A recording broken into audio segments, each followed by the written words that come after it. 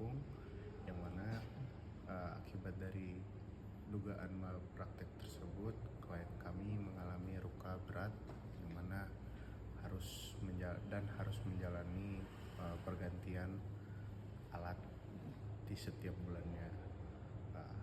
Harapan kami tetap mau mencari, kami percaya pada proses hukum untuk mengungkap kebenaran, dan tujuan kami juga tidak serta-merta mengharapkan agar kasus kejadian seperti ini tidak dapat terulang lagi. Kronologinya jadi pada sekitar tanggal 19 Juni klien kami itu mengeluhkan ada sedikit drop badan panas. Kemudian klien kami langsung dilarikan ke rumah sakit Advent, yang mana dalam hasil pemeriksaan tersebut rumah sakit Advent mengarahkan untuk diperiksa kembali ke dokter kandungan agar dicek lebih lanjut. Nah, namun pada hasil pengecekan tersebut diduga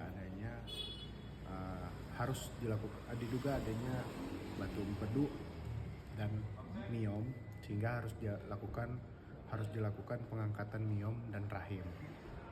Kemudian pasca dari operasi pengangkatan miom yang dilakukan oleh oknum dokter tersebut, klien kami mengeluhkan bahwa klien kami tidak bisa melakukan buang air kecil dan merasakan perut yang kembung.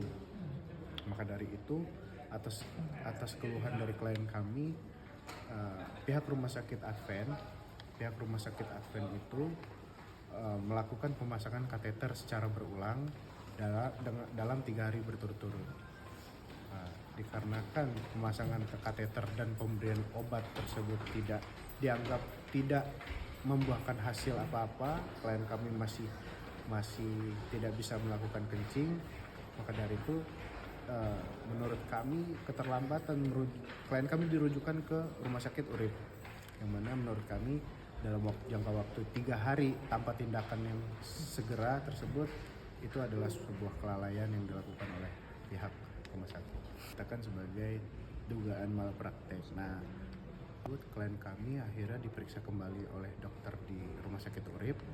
Kemudian setelah hasil dari CT scan dan dilakukan tindakan operasi, diketahui bahwa di dalam ternyata cairan urin yang harusnya dikeluarkan dengan klien kami itu tidak bisa dikeluarkan dikarenakan terputusnya saluran ureter atau saluran kencing, sehingga tindakan dari rumah sakit Urip itu harus melakukan pembuangan cairan urin tersebut dengan pemasangan selang nefros di 2 titik bagian punggung kanan kiri, kemudian pemasangan kateter dan pemasangan selang drainase untuk mengeluarkan cairan darah yang ada di dalam perut. Pasca dari tindakan itu, klien kami dan keluarga klien kami baru mengetahui bahwa ternyata saluran ureter yang sebelumnya normal layaknya manusia pada umumnya itu telah terputus akibat tindakan operasi yang dilakukan oleh oknum dokter di RS Advent tersebut. Nah, maka dari itu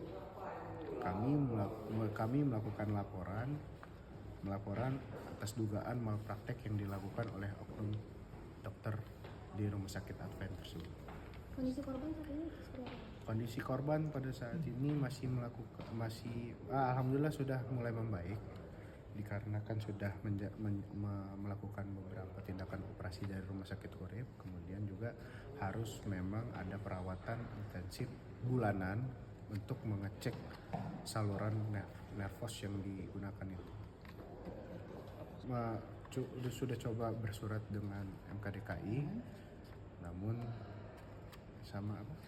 MDP, namun respon dari MKDKI dan MDP belum ada.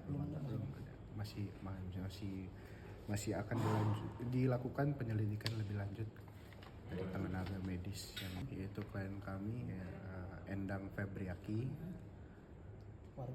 warga Bandar Lampung.